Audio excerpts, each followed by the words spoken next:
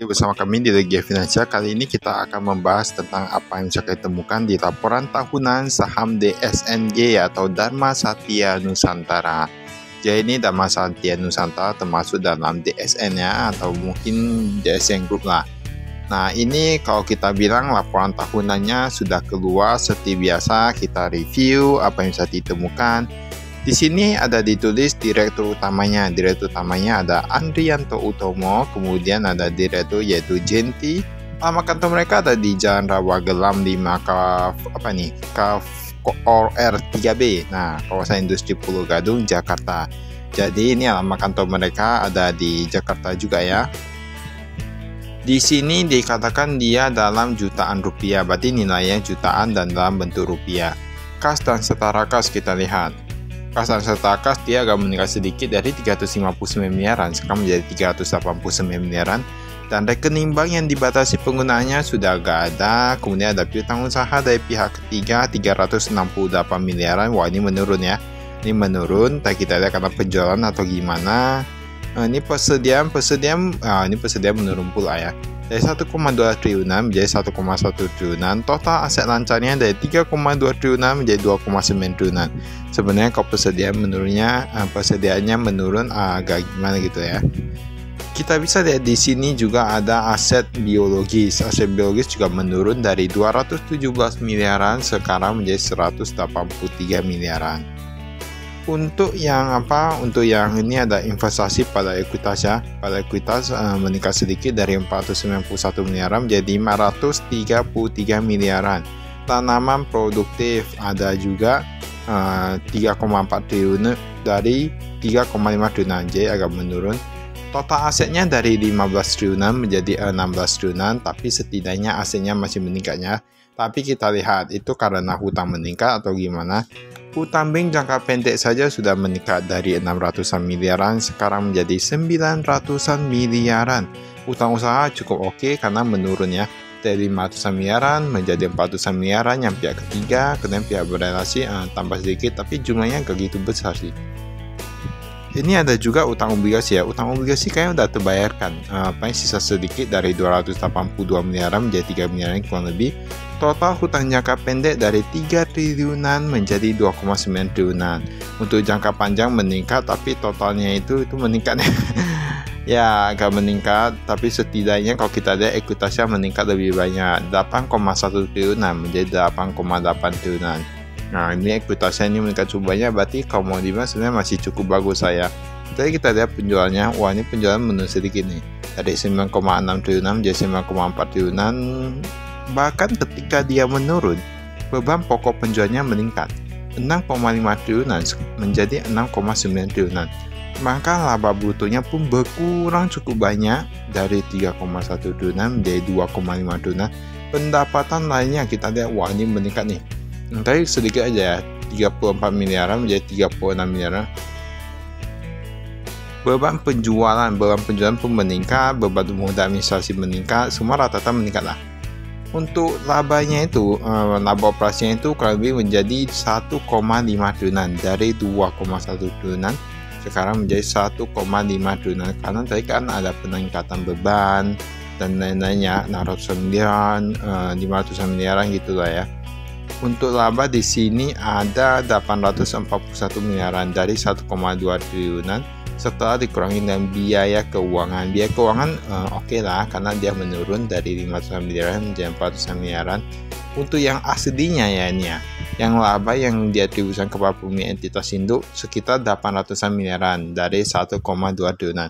Artinya pendapat labanya itu kurang lebih menurun sekitar 400 miliaran gitulah ya. Nah ini berarti kan penjualan menurun tapi bahan meningkat. Kita lihat sebenarnya ada masalah di mana nih. Peningkatan dari pelanggan. Wah ini tapi penerimaan kas dari pelanggan naik loh, 9,4 triliunan menjadi 9,7 triliunan. Baru ada penerimaan bunga meningkat juga 15 miliaran menjadi 24 miliaran. Pembayaran kepada pemasok, bahwa ini menurun. Itulah yang kami katakan, kalau menurunnya kami agak susah bilang labanya ya, karena dia kan persediaan menurun. Kalau dia beli lebih banyak untuk pemasok kan berarti labanya bisa jadi berkurang gitu ya, karena kan dianggap sebagai beban tuh.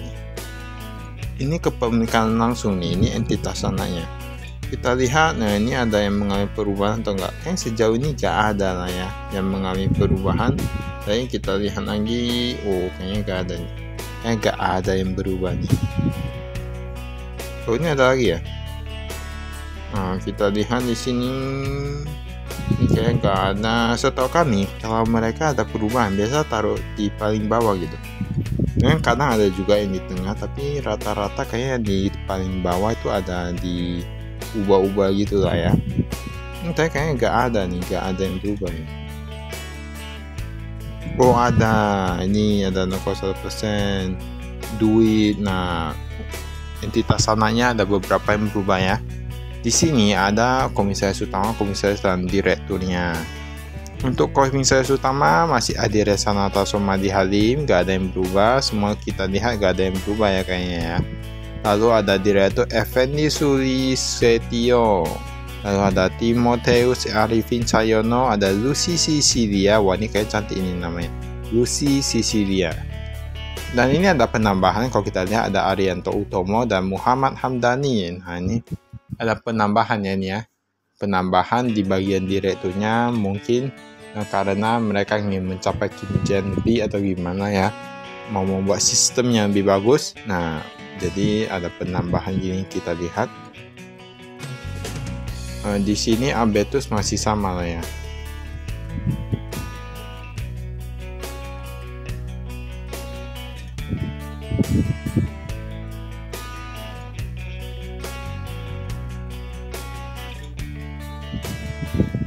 Nah ini udah terlewat nih.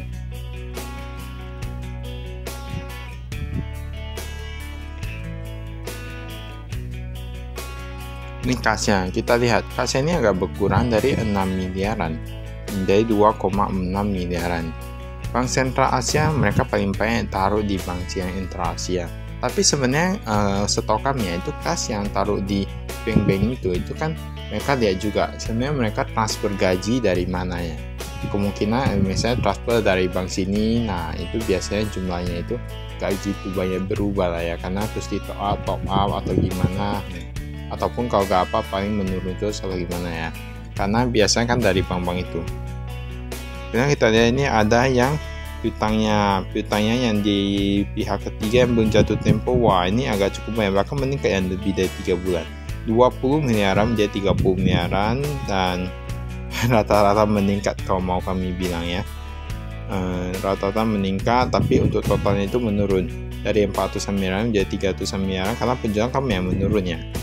Persediaan kita lihat, persediaan ini pun dia menurun dari 1,2 triliunan menjadi 1,1 triliunan. Nah ini ada bahan baku, bahan dalam perjalanan, bahan dalam pengolahan, bahan baku dan lain-lain barang jadi. Barang jadinya udah meningkat loh dari 114 miliar menjadi 140 miliaran ya. Ini untuk uang mukanya. Ada pembelian lahan, oh ini tadi berkurang dari tahun lalu ya. Yang aktivitas perkebunan yang meningkat. Ada kontraktor pembangunan aset tetap. Wah ini kayaknya ada pembangunan ya, karena dia tampaknya meningkat. Ini ada pinjaman juga.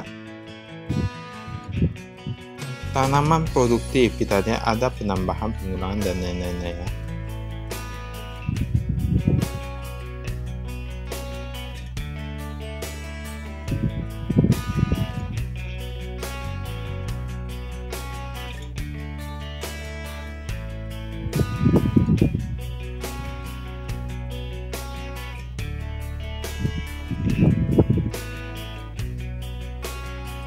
Kita lihat di sini. Tapi ini yang 2018 ya. Kok mereka masih sajikan ya yang 2018 data ini. Ini ulang-ulang aja nih.